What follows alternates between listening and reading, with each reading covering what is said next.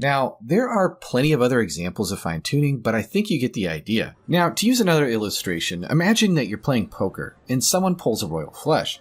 You'd probably be thinking, wow, that's a pretty lucky break. But what if they hit a royal flush again and again, say a dozen times in a row? You're not thinking luck anymore. You're thinking the dealer and the player are definitely in cahoots. It's way more likely that someone rigged it, and that points straight to design, which sure sounds a lot like God. Sounds like which god? I've read about a lot of gods, and I don't recall any of them futzing with constants and parameters to get things just right.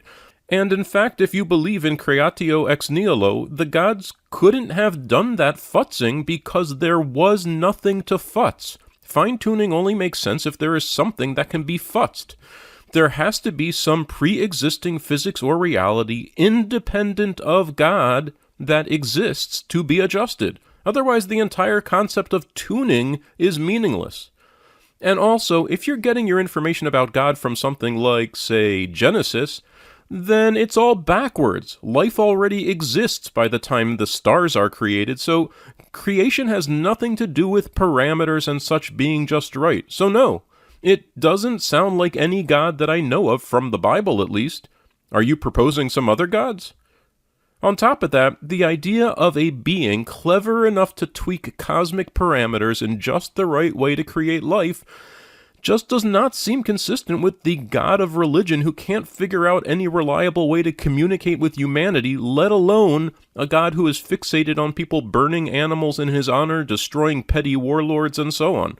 And finally, a being that could adjust parameters in the way that you imagine would have to be at least as complex as what he was designing, to have at least as many parameters himself. Not only does this render this being as some sort of composition or conglomeration itself, but it opens the question of why that being has the parameters and constitution that it does. Or if you prefer, what are the circumstances and environment that compel that being to create a universe with stars, if that's what the constants are deliberately being adjusted for? This just gives you something else to investigate, not to worship.